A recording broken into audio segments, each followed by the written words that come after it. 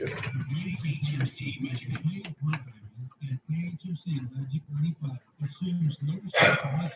Did we make it to 95.9? Huh? Oh, yeah. Yeah, we're there.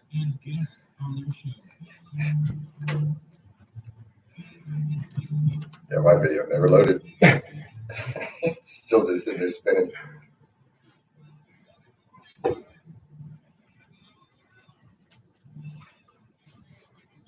Can you check?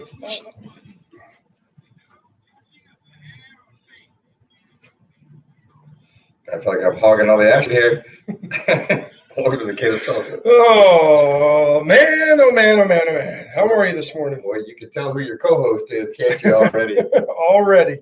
Goodness gracious. Lord Almighty. I bring the difficulties. Yeah. I'm good at that. Well, we'll figure it out as we go. Good morning, Facebook. Good morning, YouTube. Good morning, Caleb. Good morning, my friend. Boy, we're right out the gate hot. We are, aren't we? Yeah. It's a good one. At least it's like 600 degrees outside, though. Isn't it, though? We'll get to that in just a second. Let me do this. Yeah, 82 degrees, going to a high of 102. Heat index will feel like it's about 115. There's your Wade and Carter weather this morning. Just what you wanted to hear, right? Yeah, that's beautiful outside. Let me tell you, especially when you're coming back from 55-degree mornings. Yeah. No. So you just got back from vacation. Yes, sir. This is true. I snuck out of town a little bit. Yeah, we're on backup video this morning. Had to use the phone because we got some we had some issues with Wi-Fi connectivity. So bear with us this morning. We'll hope to get them all sorted out tomorrow, but we don't have time today. Yeah, I'll just apologize in advance. Every time I come on the show, that would be my fault. So yeah. No, not at all. Not at all.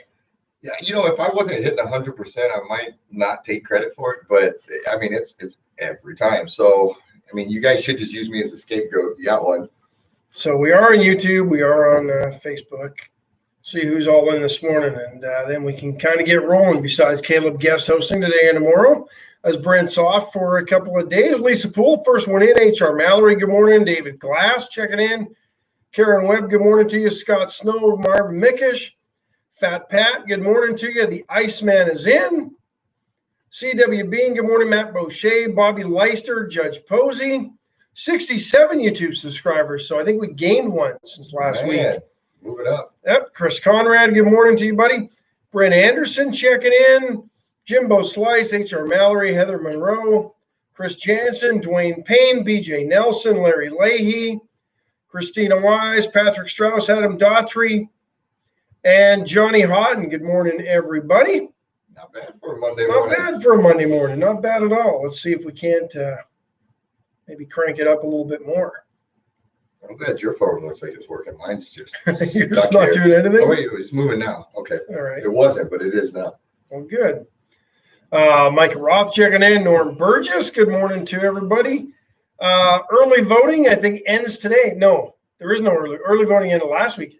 The election for the runoff for Victoria County Sheriff Republican Party and between Dale Fowler and Justin Marr and County Tax Assessor Collector Ashley Hernandez, David Hagan, tomorrow. Well done. Yes, tomorrow. So that'll be your opportunity to get to the polls will be tomorrow. That's it. Let's see what happened around here over the weekend. Victoria Generals took 2 of 3 from the Tulsa Drillers. Had entered into the weekend on a bit of a losing skid, but won 15-3, 2-0, and then lost an 8-5 game last night. But it was good to see them get things turned around, and they'll be back in action after a night off tomorrow at Riverside. Free ticket night, 7:05 tomorrow night as well. So people showing up to the games? Yeah, actually, yesterday's crowd was pretty good. I think people are being COVID cautious, and it's not the crowds that would generally be at a Generals game or a ball game, but they've been probably about what you can expect, and they check everybody's temperature when you come in. They encourage social distancing. They ask you to wear a mask if you're walking around. If you're sitting there, they're not going to ask you to wear a mask, but every other row is available to sit in. So people are out and about. Yeah, so it's a little different. But I mean, not for me. I'm up in the press box doing my thing, so I get the same vantage Same point old, regardless. same old. But it's not quite as loud and raucous as it might normally otherwise be. But it's kind of nice to have baseball and a little bit of normalcy. Yeah, that's really what I was getting at is the just something that feels normal. Right now when everything's upside down on its head, I don't even like baseball, and I think I'd go sit down and watch a baseball game right now. That tells you something. I know there was a non-baseball fan there yesterday, and I was surprised that people just miss some competition and I think just life in general. Yeah. I think that's part of it is we've been so cooped up. And those that are responsible are taking things seriously and not exposing themselves or others unnecessarily. And I think that's, but boy, you can go a little stir crazy when you're. No, you really can. We went to our first restaurant last week, and I couldn't even tell you, maybe February or something whenever this crap all broke out, that's the last time we even went out to eat. March 24th. Yeah, it was probably the day they locked it down because I circled on my calendar. March 23rd was the last day I got a haircut. Yeah, that might be it. Yeah, it sucked, man, but it was good to have that sense of normalcy. And I mean, it was awkward that we were like, wow, we haven't sat at a restaurant since March or so, and it was actually nice, and we enjoyed it. So you were on vacation. Yes, sir.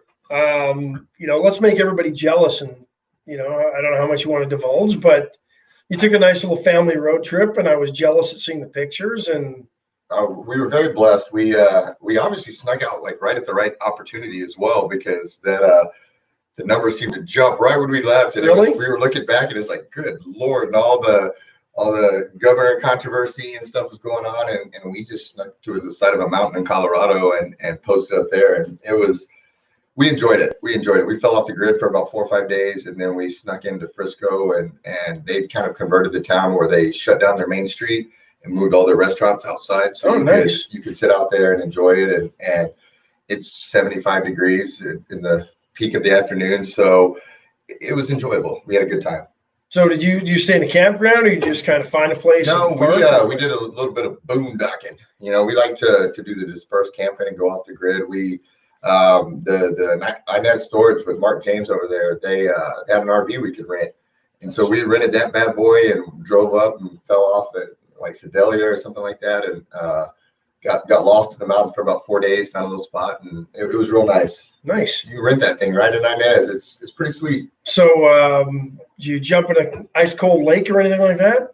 No, but I let my poor dog Bam Bam, and we gave him Limbertail for the second year in a row. I feel terrible. He loves to swim. He swims almost every day here, but he got in that cold water, and it kind of breaks their tail, and their tail won't work anymore, and it's very painful for them, and because they can't wag, they can't do anything, and so yeah, for the second year in a row, he ran out in that cold water, and boom, he got Limbertail, and kind of changed the whole trip for the poor guy. That's too bad. Sorry to hear that.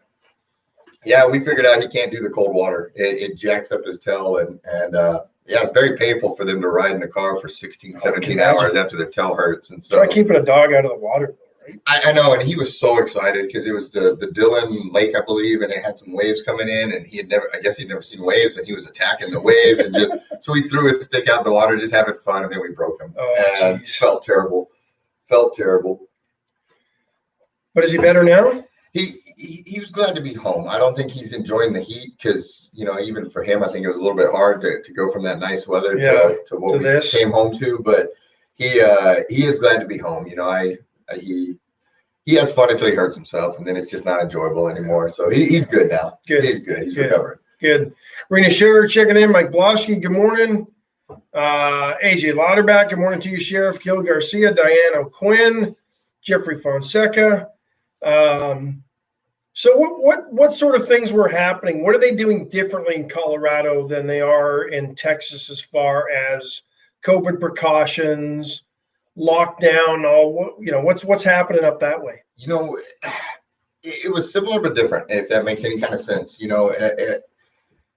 Everybody, for the most part, I noticed were wearing their mask. That was a little bit odd. Even on the trails, you'd be out in the middle of nowhere, and then somebody would come by and they'd have a mask on, or riding their bikes have a mask on. And so it was a little odd to run into people randomly out in the middle of the brush and they had their mask on and stuff. And that was a little odd. But That seems odd to me. it was. And I noticed there a lot more of people would see you coming and they grab their mask frantically and put it on and stuff like that.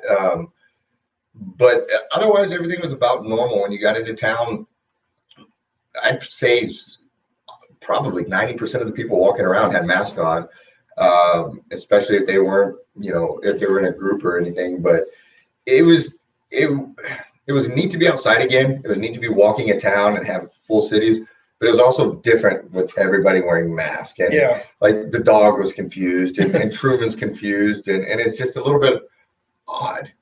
But it was good to have interactions and see people out and see businesses and restaurants thriving and people still shopping and all of that. Because, I mean, the livelihood of these towns are at about 25 to 30% of what they usually are. And it's just, you see a lot of closed stores, and it was sad and comforting at the same time in a weird way. Yeah, I had a friend who traveled out to the Grand Canyon, I think in May.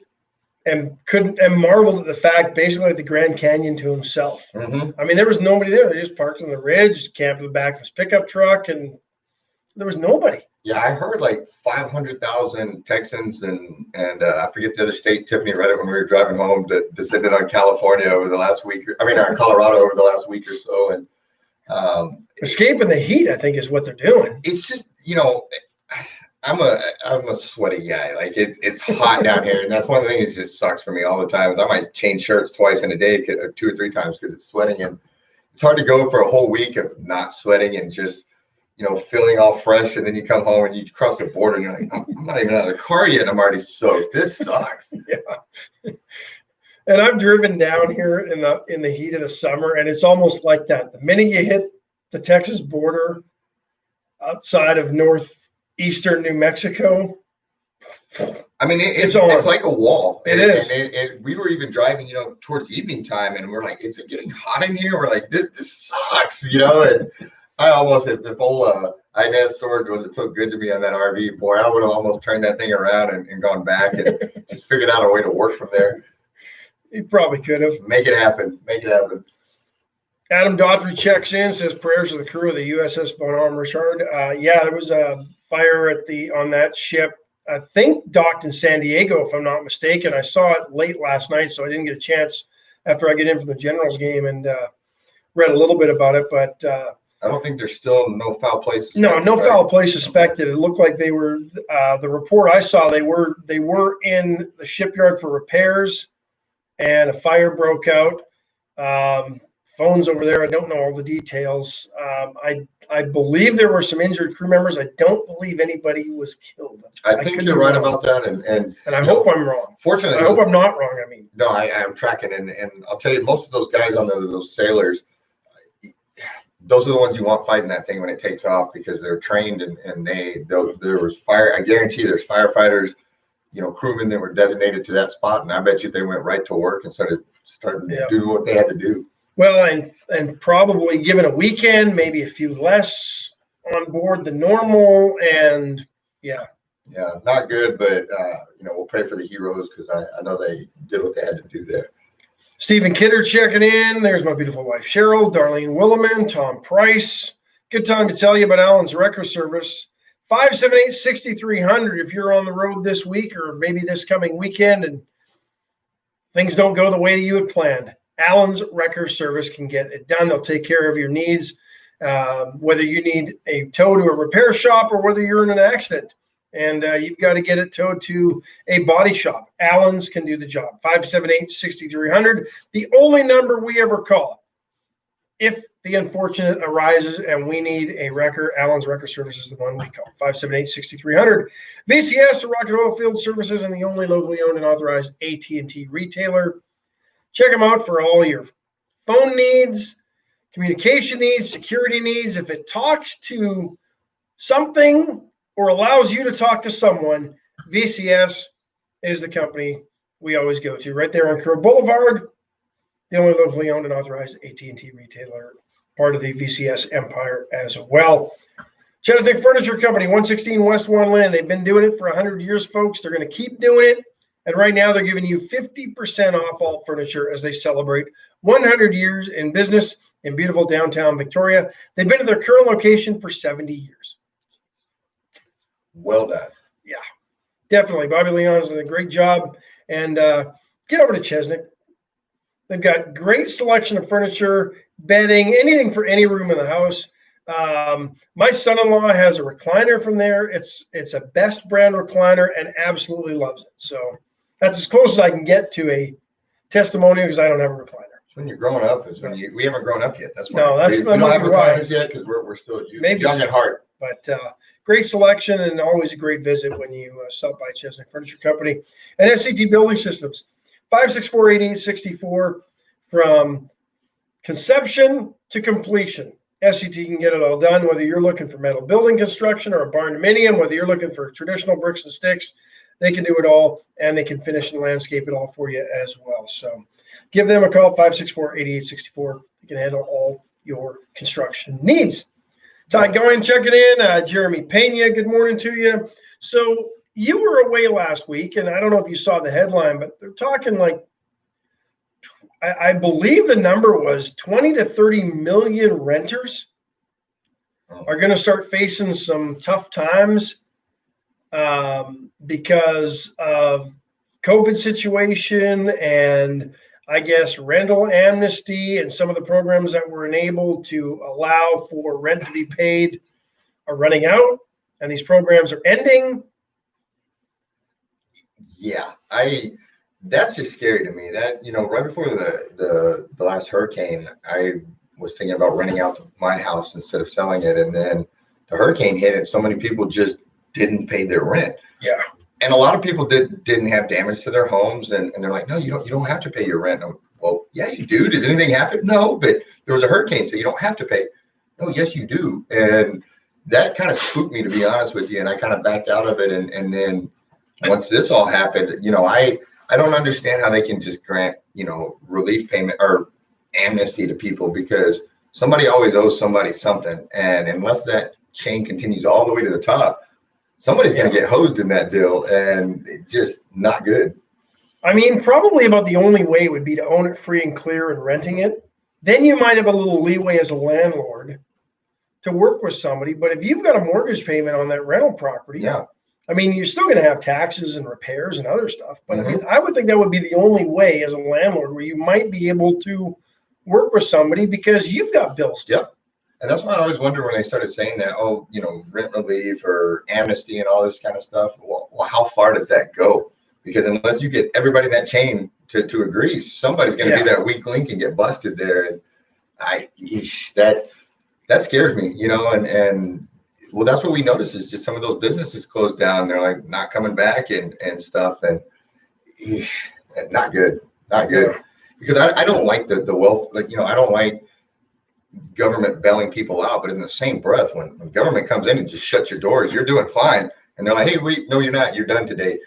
Well, then they need to be paid, and if through no fault of your own, you're rocking and rolling, and all of a sudden the government shuts you down. That's the hard part with this, and then any government bailout is just taxpayers. I mean, let's be honest. It's not, the government isn't just writing a blank check. It's coming off of the backs of every working American and everybody who's in this country that's working and paying their taxes. Yeah, I'll tell you, most of the headlines, like I said, because for the first time in a long time, we just kind of fell off the grid for a little while. And about every 2 days, I'd pop my head up and just kind of glance a few headlines and then disappear again. But I just felt like everything was bizarro world. I saw and again, I'm going to be a week and a half behind here, but That's all right. I saw that couple where the protesters stormed the gates of their complex and they're standing outside. And then all of a sudden I find out that their house was, search warrant executed and their weapons seized. And it just seems like everything is backwards. And it almost like, okay, well, that's a simple one. We'll see the solution to that tomorrow. And then it comes out and it's backwards. And it's like, what is going on here? That was just the weirdest. Sorry, I went off on a tangent. No, that's all right. Kelly promises the amnesty was for rentals that were properties that had mortgages with federally backed loans. So, yeah. And so what about the ones that don't? Well, yeah, I mean, there's that. But What if you've got people still not working? Yeah. Well, there's a lot of them that it's cheaper. I mean, it's more profitable to stay home right now, and that's what I've been seeing. Is several people. It's like, well, now between the different payments I can get here, there, etc. Why go back and put myself at risk for less than what I'm making it to stay home? And that'd be hard to argue, because if somebody showed up right now, it's like, Caleb, you don't have to go to work and you'll make more money. Bye. See you later. And so, yeah, it's not good. I just don't see how we come out of this and everything is normal again. Jim Hardman, good morning to you. I know jobless claims were down last week, and things are looking somewhat up, but every time a bit of positivity comes out, it gets clubbed to death by negativity. No, it really from does. Wherever. Well, let's talk about what happened to the CEO of Goya Products. Exactly. I mean, who's also supported Obama, who also came out and supported the last president as well. He was invited to the White House to take part in the Hispanic Business Initiative. I don't have the exact details. And then the cancel culture of the left comes in and tries to organize a boycott. They get some Hollywood folks to jump on board. And I must say, I'm proud of Americans who said, you know what? Basically flipped the cancel culture of the bird and says, screw y'all. Goya products are flying off the shelves like never before. It's like the Chick-fil-A effect, when they came out of Chick-fil-A, and then all of a sudden you had a 2-mile line around the building of support to let them know we were there. And, and that's disappointing to me, because it and you saw some, because, my friends on the left, they immediately, I started seeing Nike post it. Well, you're going to go buy Gaia, or you something, Goya, whatever. Are you going to, your burnt Nikes or burnt, and I didn't go burn my Nike stuff when it happened, but I don't wear it anymore, and I respect the fact that they, I wish they would have just made clothes, but they felt they had to come out and take a stand. And okay, I respect your stand. I don't wear Nike anymore because I back the blue, and that's just the way it is, but yeah, it's, I just don't know anymore. I just don't know. No, but I was glad to see Goya wasn't hurt, and the publicity and the movement backfired. I guess that's what I'm probably, joyfully selfishly, I don't know what the word is, but I'm somewhat gleeful that the attempt to sabotage a business simply because you don't like the president. Boom, that's it. That's the only reason. And it backfired. And for that, I'm just absolutely somewhat ecstatic. Well, I think the way he handled it as well, because if, the way to me to stop the cancel culture is just to shut them, tell them to go pound sand. Yeah. When they come up, because when they want their pound of flesh, when they want all the concessions, tell them to go pound sand and don't give them an inch. And I think that's what he's doing. He's like, look, I'm not going to apologize. The president asked me to come to the White House to work on Hispanic, commerce and why would I not go? Exactly. As a Hispanic person who's a business owner and leader who sells products to predominantly Hispanic people, but a lot of other people as well. And he was asked to go and help Hispanic people, and he would have said no. Mm-hmm. Yeah, it doesn't make a lot of sense. I would have, even under the last administration, I wasn't a big fan of a lot of their real estate policies or just their policies in general. But if you would have called today, Caleb, I want to see what you're doing here, and I think you could come over and sell us some houses maybe, or, I would go though. I would go if it was in good faith, and I felt like they sincerely cared. It wasn't a bad impression. Yeah, thank you. I've been working on that. But even if they didn't know, I would, out of respect for the office and my country and wanting to help, I would go. And the fact now that if you even say, hey, I'll work with you, well, then we got to boycott you and take you down. Sign of the times. That should be encouraged. Especially when you did to the last administration as well. BJ Nelson says that's not what our country was founded on. And it gets me thinking, because you're trying to stop somebody who's trying to help Hispanic business owners and initiatives. the cancel culture is almost setting up a segregated society to the point where if you enjoy something from another culture, they accuse you of cultural appropriation. Yeah. Everything is heading towards segregation. It's no longer a melting pot that America of the 30s, and I understand that was a grandiose idea and it wasn't quite that way, but that was the intent. Come to America, it's a melting pot, everybody comes together to become American. Mm-hmm. We're getting to a point in this country where the left is trying to segregate everybody out, and to heck with the melting pot. It's the identity politics, because you've got to break everybody down to each subcategory that they break down into, and then you have to stack them and see who's more important in their little hierarchy of victimization, or this group goes over this group and you can't say anything because that group's got the high ground for this wokeness or that virtue signaling, and it's all lost, and you're right, it's camps, and we're rushing towards segregation on the back of trying to avoid segregation because of racism. And here anyway, it just goes back to my bizarro world. Everything is just backwards. It certainly seems like it. Jeff Fonseca says he's Hispanic, has never used a Goya product, but he may have to go shopping. What are you supposed to do when you see the constant barragement of, the CNN headlines is the, that it's gaining speed in the boycott and all this. And it's like, why? He's trying to help. The guy donates millions of dollars of food to the less fortunate. Why tear somebody down because they like Trump? Yeah. And if I'm not mistaken, huge donations of food during Harvey, recovery efforts to food banks throughout Texas. Yeah. And this is the thanks he gets from the people, from some of the people that he helped. Well, look at the My Pillow guy. Remember that? Where he got excited standing in the Rose Garden and just, gave a little testimony real quick and then got crucified for it, and it just, guys, it's okay. I'm not gonna lie, best pillow I ever slept on. Was it really? Yeah, love it. Oh, then I might check that out. I got burned on one of those where I bought one of those internet pillows, and it was like $29.99, and it was like this big, it was like a little, like I could throw it. It was terrible.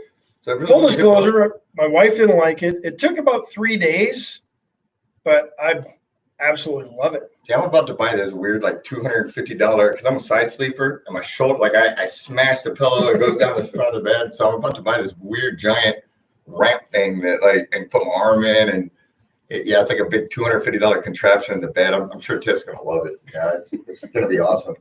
I'm getting old, man. Cut a hole in the middle of the bed so your arm can go down. It does. It has a hole. It's ridiculous. Like I know I'm getting old now when I'm buying big sleeping contraptions so I can get through the night and not have shoulder pain. It's so dumb. Need that and your CPAP.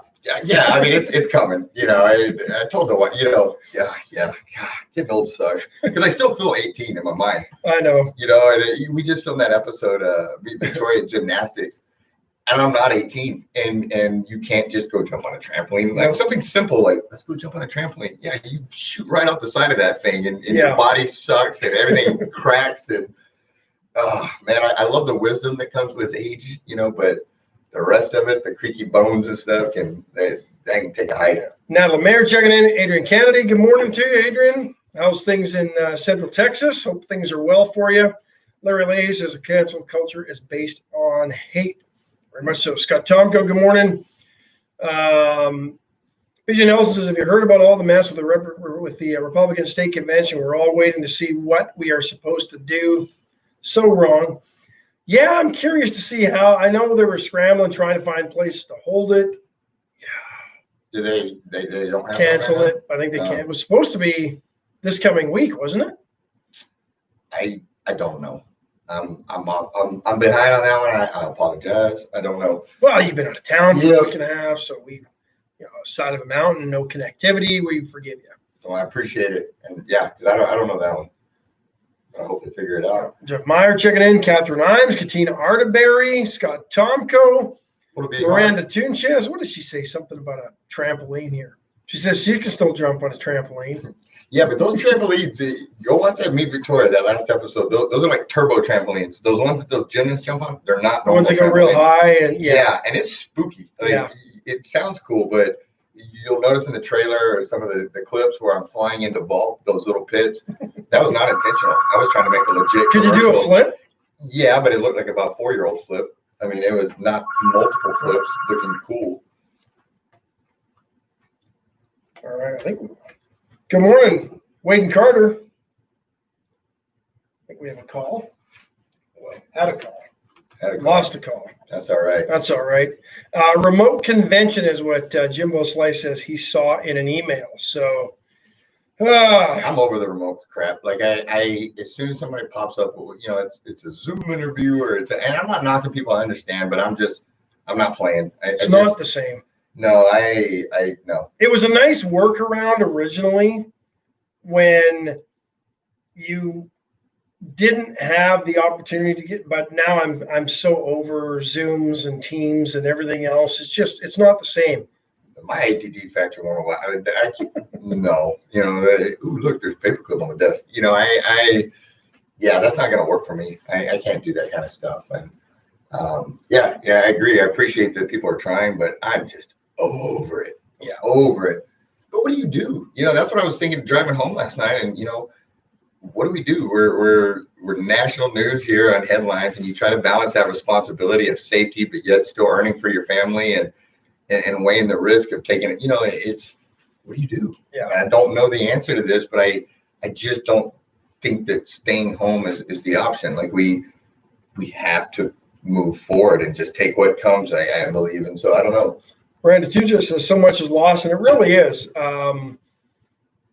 You know, my day job at UHV, we had some of our usual meetings that are conducted in person at convention done remotely via something like Zoom, and it just was not the same. The conversation that happens when you're discussing either legislation or changes to things, it was lost, and it was not the same. I don't feel you don't feel passion. You don't. You know, I'm a passionate guy. I get excited. I get emotional. I get charged. And when I have to stay inside a camera screen, or I have to, you know, it's hard to relay that, especially if you're trying to do it behind your desk or something like, you know, it just, yeah, that doesn't work for people like me. And I think it tampers the excitement level across the board for everybody. Yeah. Richard Janeka checking in. Good time to tell you to check in at lunch today at Veracruz.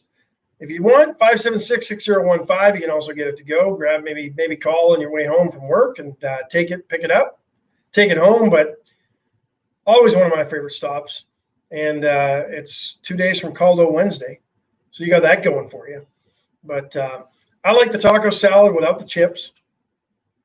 I get it with fajita beef. And I just use their hot sauce as a dressing, a little bit of sour cream, lots of extra guacamole. Yep. Yeah, very good. Stuff. Very good. Good stuff. Yeah, so absolutely phenomenal. Get over to Veracruz. Lee and I will treat you like family, and you'll get a ton of food. Good. You'll have enough probably for the next day's lunch.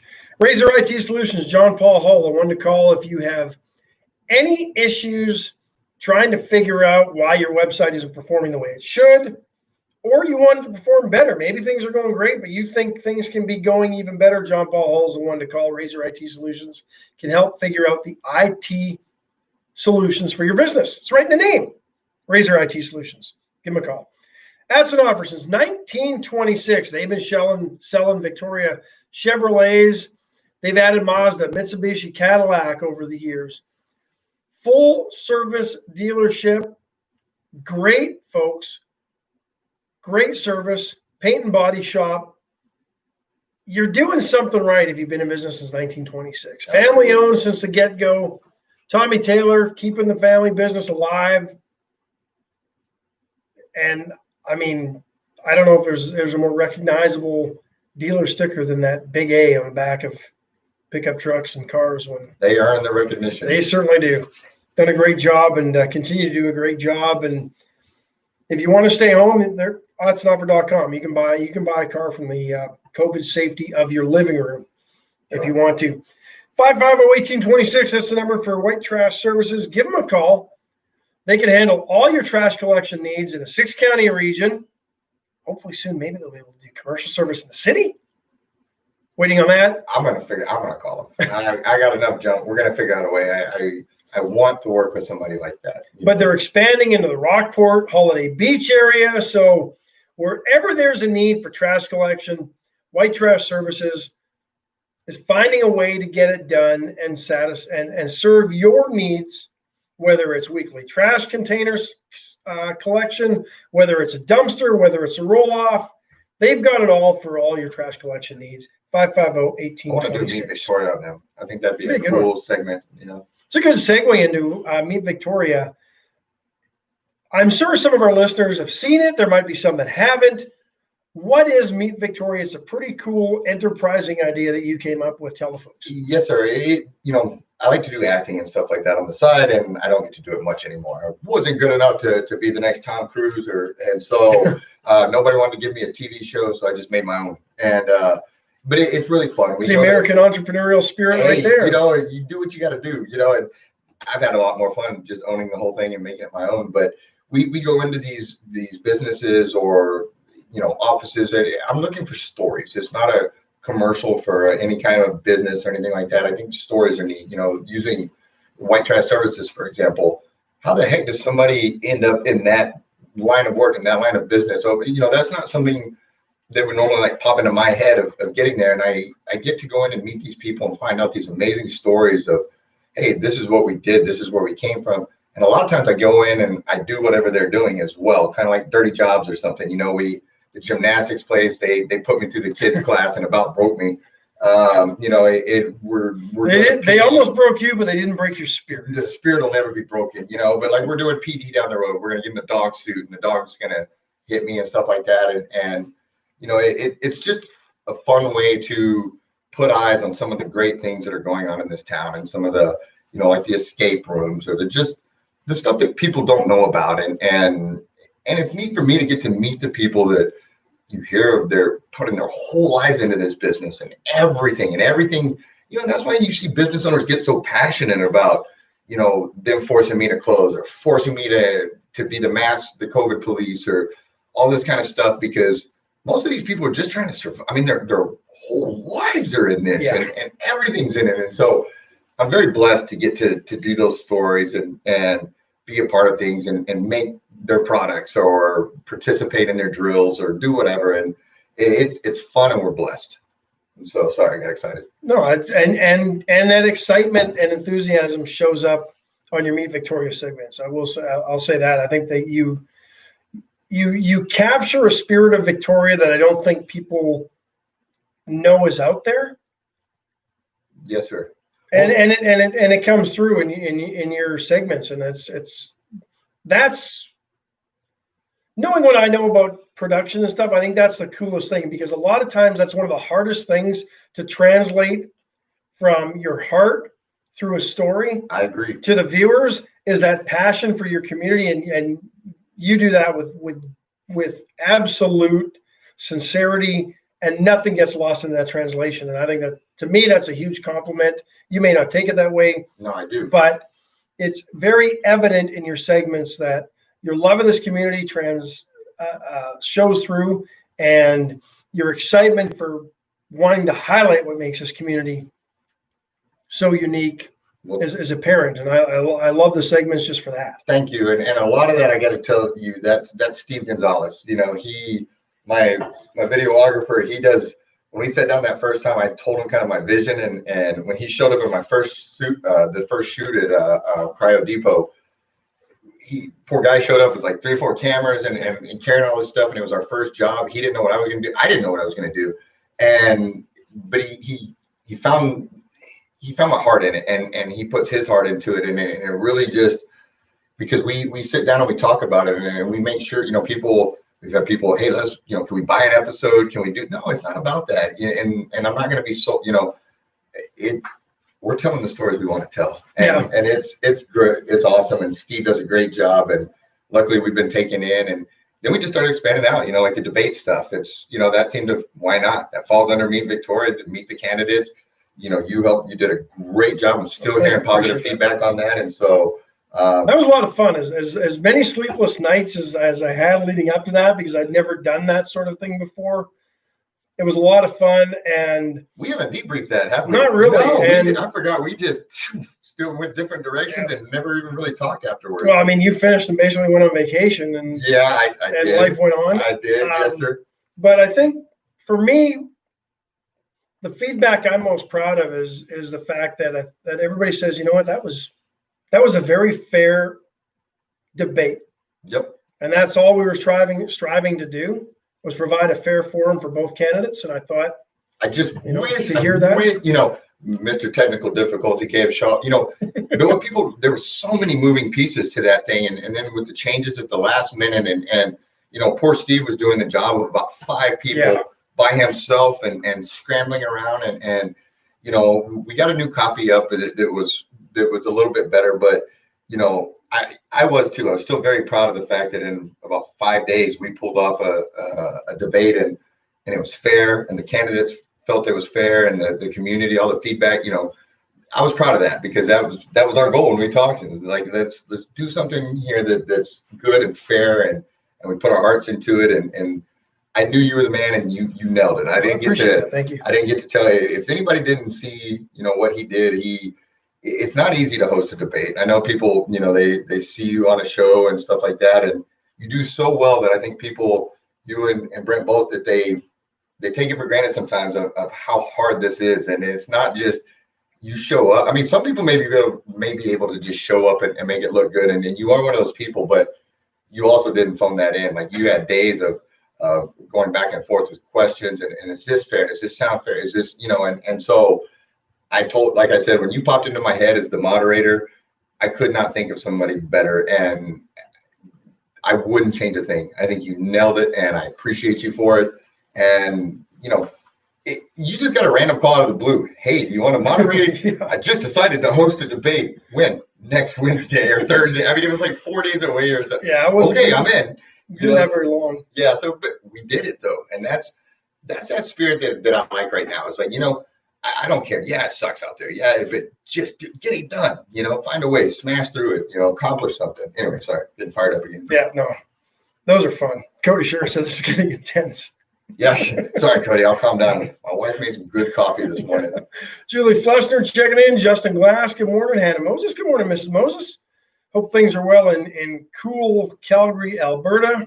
She might actually be on the Shuswap now, so enjoying her summers out there. She might be on what? The Shuswap, interior of British Columbia. It's a chain of about 5 lakes. Absolutely. Went a little fast. Or what? No, absolutely gorgeous. Maybe the most beautiful region in Canada in the summer. Got it. About 5.5, 6 hours from Calgary, so you can drive there on a weekend. And a lot of folks from Calgary had weekend cabins and cottages out there. I saw Clayton Meyer checking in. Good morning to you, Clayton. Take our final break, and then let's get on to a couple of topics that came up over the weekend that I think are kind of interesting. You're looking for barbecue for lunch or dinner today? Uncle Mutt's Barbecue. They'll be open around 11-ish, 10:30-ish, but all you need: brisket, ribs, sausage, chicken, turkey. They've got the 5 meat groups that are essential to a well-balanced nutritional diet. Plus all the sides, sauce. Brent says the best IT in town, so you can't go wrong at Uncle Mutt's Barbecue. Check them out right there on the Vero. USA Concrete Coatings, Charlie Garcia, 578 Home. Give him a call. Transforming patios, sidewalks, driveways, flooring, anything that's concrete, he can coat it. It's UV protected. It's chip resistant. It won't fade. It won't peel. It won't crack. If you're looking to transform and you're tired of pressure washing your concrete patio, give Charlie a call at USA Concrete Coatings, 578 Home. Great Barn Design, my beautiful wife Cheryl, 920-6803. She can transform any event into something memorable, make it look absolutely phenomenal, stunning, and pours her heart and soul into every event that she helps design. So give Cheryl a call, 920-6803. With Great Barn Design, she can help your event become absolutely magical. And don't forget Went Services. Hurricane season is here. We've had 4 named storms already.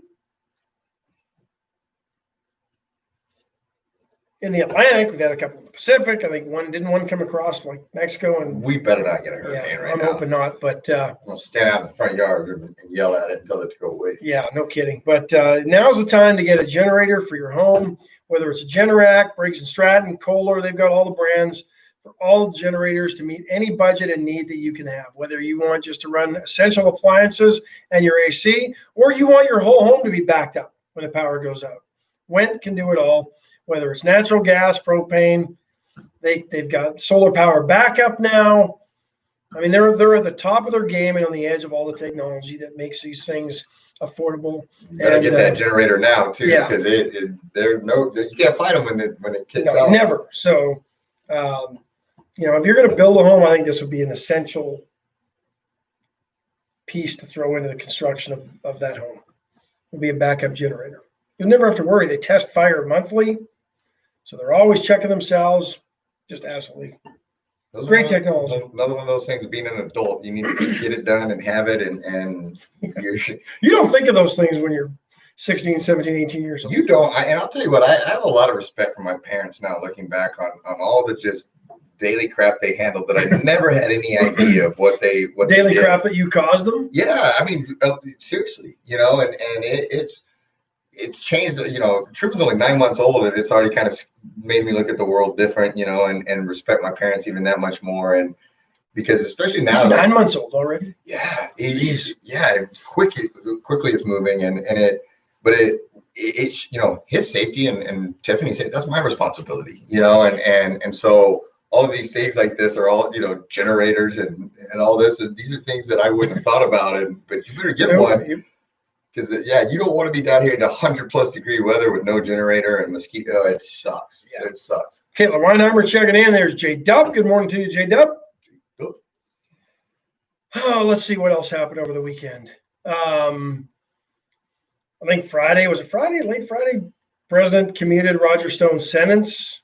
What did he serve? 3 years, 2 years, somewhere in there. I mean, the fake news media falsely calling it a pardon. It wasn't a pardon. He commuted the sentence. Yeah. It's so hard. I'm not sure I agree with him on this one, but. I don't like necessarily, I would like for the legal system to work on its own, to where you don't need presidential pardons. You don't need these type of things. But then in the same breath, it's also hard to, when you've got, how old was he? 76, 86, whatever. They showed up with how many FBI agents after calling CNN first and that, I'm the son of law enforcement, and I work with a lot of law enforcement guys, and I like them a lot. And I have a hard time seeing a SWAT team showing up full tactical at 4 a.m. with a CNN news crew to raid a 70-year-old's house. At his retirement community in Florida. I mean, come on. Yeah. And then his wife, deaf and stuff. Come on. What would they get him for? Lying to investigators? Lying? I mean, come on. They lie to you. I have such a hard time with I want law maintained. I am all for that. If you screw up, you sleep in the bed that you made. But in the same breath, when we only hold one side accountable, and you see all of these people, for lack of better terms, on the Trump side, going down for lying to a federal investigator about a ticket in 1964, something just absolutely asinine. And then you see on the other side of the aisle, whoops, these people got busted in ginormous lies, and everything just moves on. And it's like, come on, we're fighting over a parking ticket from 1964, and they just stole the Mona Lisa over here, and we're ignoring that, Steve Kidder says the entire investigation was tainted. The Stone conviction was fruit of a poisonous tree, and the commutation was correct. Yeah, and all of these investigations. I'll defer to the attorney here on this one. Yes, sir. Well, he's bringing wisdom. Every one of these things that's popped up, I've said, hey, let's wait until if Trump really was colluding with the Russians. Hey, I want his butt nailed to the wall too. And let's wait and see. But then when it comes down to it, it's not. Now it's we have to make it's over. Leave it alone. HR says, meanwhile, we're releasing prisoners because of COVID. Yeah, I mean, again, if masks are so effective for a population that is segmented and segregated for most of the time, right? Mm-hmm. Wouldn't it be easy? Hey, you're not coming out, but for your hour of PT a day and your meals, and that's it. Yeah. That seems one of the more controllable environments that you might be able to manage. No, we're just going to let you all out. Yeah. And that's where I don't believe anything anymore. And it's hard when, You know, when they come out and tell you that that if you go to work, you're going to spread COVID, but if you go to a protest, You're not. You're not. You've lost all credibility with me, and you'll never have me petitioning to have work, you know, business owners jailed or their livelihoods taken away when you're releasing prisoners in the same breath and making criminals out of the good ones. It sucks. And Bill de Blasio was asked last week and basically said, if you're protesting, you're good. If you're doing anything else, you're a risk to spread COVID, and you shouldn't be allowed to do it. Exactly. And what? You know, like, what is that? That's garbage. Makes no sense. You had what, like 1,000 medical professionals write that open letter that, you know, you anyway. Yeah, the hypocrisy is just overwhelming, and now everybody always, well, how did this become political? That's how it became political. You know, when common sense no longer prevailed, and you were trying to tell us that going to a beach or a bar is a risk, but tearing down statues and rioting is not a risk. Because we got down to like 6 active cases here, right? I mean, something ridiculous. It was like 6 or 7, you know. Then we had a protest of 700 plus people, and then now and I'm not saying that every single person there got it. I'm not saying any of that, but just if you were saying A, B, C all spread it, but D didn't, and you had 700 people at D and 20 over here, get out of here, you know, and especially with just wear the mask, selfish. I get that, but in the same breath, when the same people came out, told you a few weeks before not to, and then came, oh yeah, well, we lied to you, but we lied to you for your own safety and to protect our medical personnel. Well, you should have just told me the truth that, yeah, you should wear this, but so should our medical people, instead of lying, because now you've lost credibility with me again. You know, sorry, going on tangents, man. We're going to run out of time. Well, MSNBC, the doctor that they had been using, a virologist, immunologist, who apparently was in the hospital, and he appeared from his hospital bed like almost 40 times on MSNBC, right? Mm-hmm. Did you see this one? I believe I did. Came out and said, well, you know what? I didn't exactly have the COVID. I lied. Had something else. But for darn near 40 appearances on MSNBC during the news, he was portrayed as the worst of what COVID can do if it doesn't kill you. Yeah. And we don't need the lies when there's enough true tragic stories. And I mean, every life lost in this is terrible and it is awful. But in the same breath, when we don't even know, even those are being skewed, and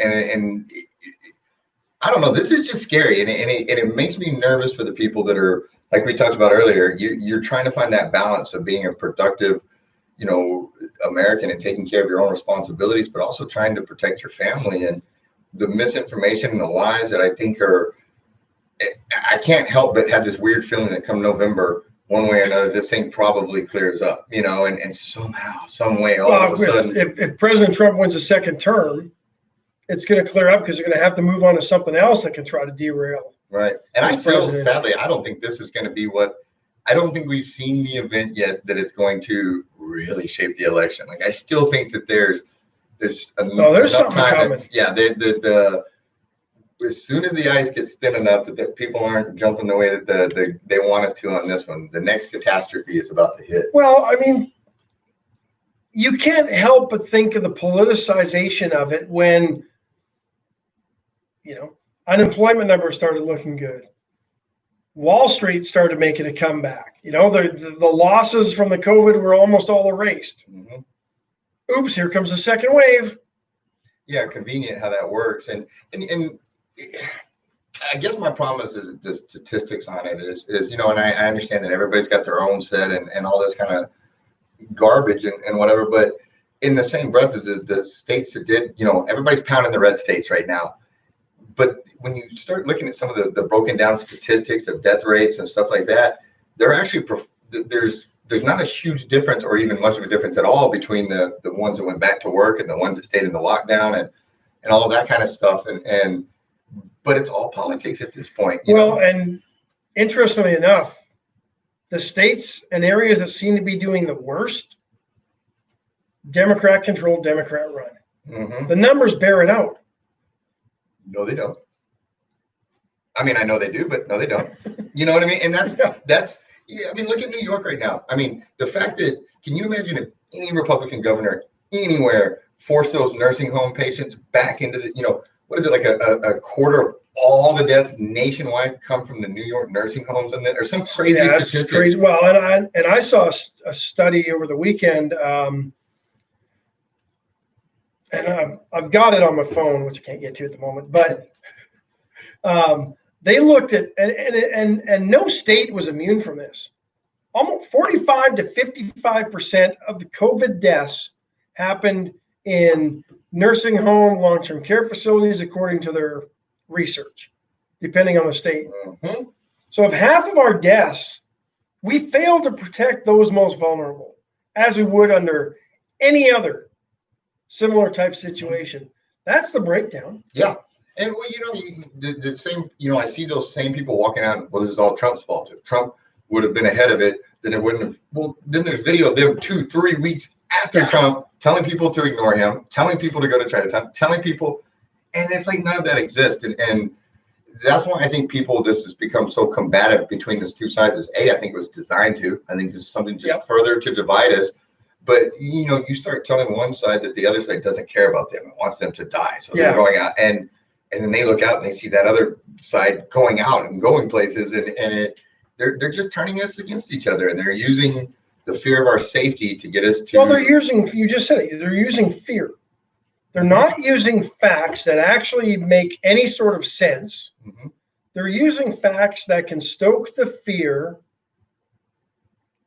which then stokes the fire of what we're seeing in this country. What's like the total count thing? Why do we keep giving the total, like when 800 of something of them, if anything, give the active count. And I would say like to see even more so than the active count is just, how many people do we have hospitalized?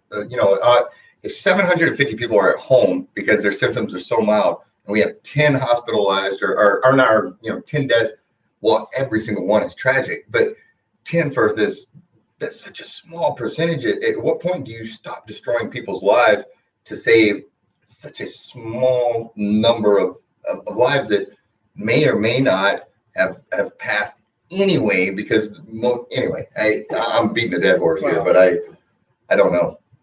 The world's overpopulated, and it's bad for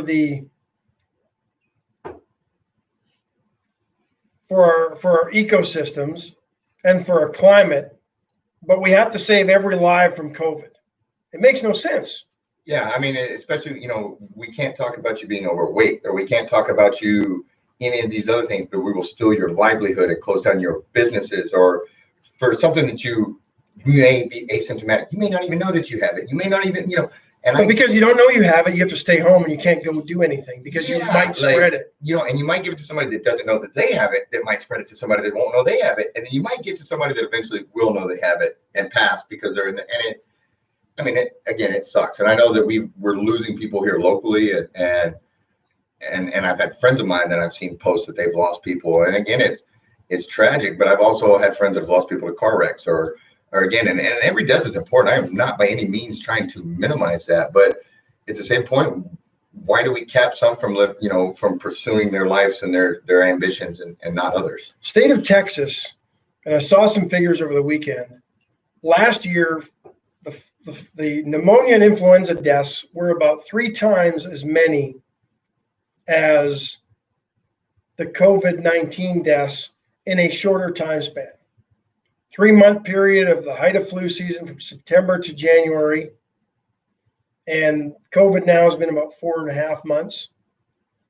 The state of Texas has actually confirmed 700 plus actual COVID deaths. It's not the 2,500 number that keeps getting reported statewide, because that includes suspected. Mm-hmm. State Department of Health is actually going in and confirming, and I think that number of actual confirmed COVID deaths is around closer to 700 than the 25. Yep. So I'm curious to see if the number will ever get to the 2,500 from the 7. Mm-hmm. And even if it doesn't, it's like as the rates continue to come down in the areas that we need them to, the restrictions continue to ramp up, and that's there's the fear again, right? Yeah, and that's just where I get that things are happening, but I still, I don't know. Yeah. I don't envy our leadership in this position at all because, you have one. You're Both- damned if you do, damned Yeah, if I you mean, don't. because one side, the let us work side thinks rightfully so that you're killing them when their livelihoods when you make them stay home. But then the other side is I want the government to. yeah, I mean, they think you're killing them by allowing people to go out and go to work. And so, I mean, both sides think you're out to get them. And I would just always have to err on the side of freedom, though, because as much as everybody thinks it is, the government's responsibility to keep us safe, I don't think is through forcing our behavior of locking us indoors and stuff. I think that's you protect us from foreign enemies. You protect internal enemies as well. I think for the most part, they're doing it to stop a very small, irresponsible portion of the population. That you can't control anyway, and Yep. you never have, or we live in the nirvana that everybody, utopia that everybody that says we could, that you're never going to get, because no matter what you put out, what you enforce, you're still going to have the same group of knuckleheads that, hey, I'm not doing it, man. And that's just the way it is. Yep. That's why we have prisons Yes. and jails, because there's people that aren't going to listen to any rules, no matter what they are. But now, if you go to jail, Including us, we're beyond our time. man, that quick, huh? It went that quick this morning. Well, I enjoyed it. We'll hopefully get our technical issues sorted out for tomorrow. I just got a password texted me. We can try it after work. Yeah, If it okay, works. sounds good. Anyway, appreciate everybody joining us on YouTube. Appreciate everybody joining us on Facebook. And